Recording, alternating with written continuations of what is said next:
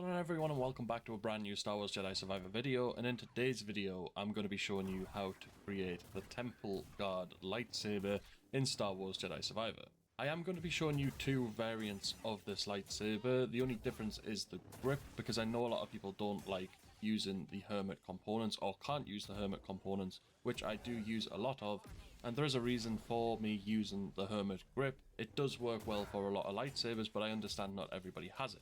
So to start off with this lightsaber, I've gone with the Hunter emitter simply because I think it is the emitter in the game that matches the Temple Guard lightsaber the closest. However, I am aware some people use the Patience emitter, some people use the Diligence emitter, and some people even use the Harmony emitter, so you can use whichever one you want. I just like the Hunter emitter simply because you can have the outside of the emitter one color, and then there are patches inside from the edge of the emitter which you can have a separate color, kind of in the way that the Temple Guard lightsaber does have. For the switch, I've gone with the NO Cordova switch, simply because on some of the Temple Guard lightsabers I've seen, there is a sort of thick ring of white material running around just below the emitter, and then below that there is a gold ring running around, and I think the NO Cordova switch matches that perfectly. The only thing is, obviously, the Temple Guard lightsaber is quite smooth, and the NO Cordova switch isn't. Now for the grip. Now for this build, I'm going to be showing you the Hermit grip build, simply because you can have wood on one half of the grip, which kind of does match the Temple Guard lightsaber, but then also I have seen the Temple Guard lightsaber which doesn't have that, and that is the next version of this build I will be showing you.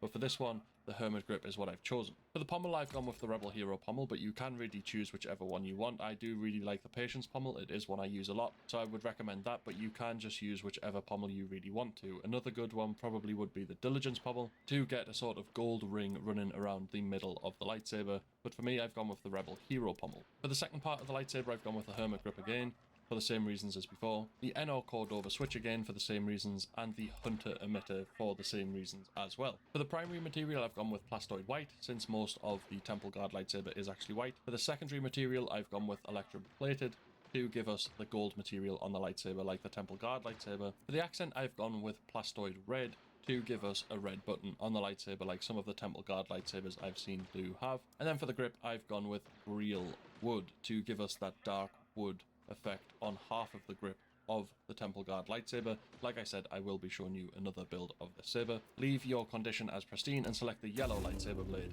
and this is the lightsaber you should be left with. I think it's a really cool recreation or inspired build of the Temple Guard lightsaber in Jedi Survivor.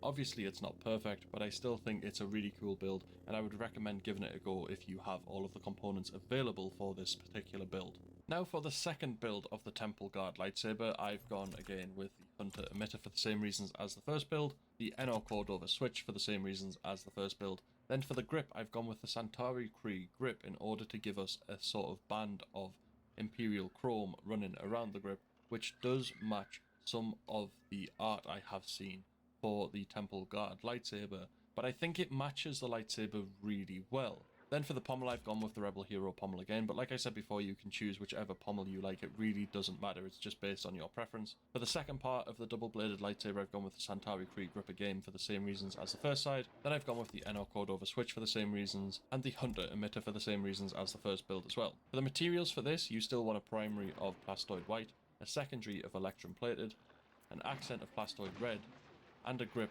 of Imperial chrome. However, if you don't like the sort of metallic material on that material, you can use hard plastoid white, which gives a sort of grey material, and I think this particular build with the hard plastoid white grip does actually match the lightsaber that we get to see for the Temple Guard in Star Wars Rebels, but I'm going to go with the Imperial chrome just because I like it a little bit better. Leave your condition as pristine and select the yellow lightsaber blade, and this is what the second build of the Temple Guard lightsaber will look like. I actually prefer this build, if I'm honest with you.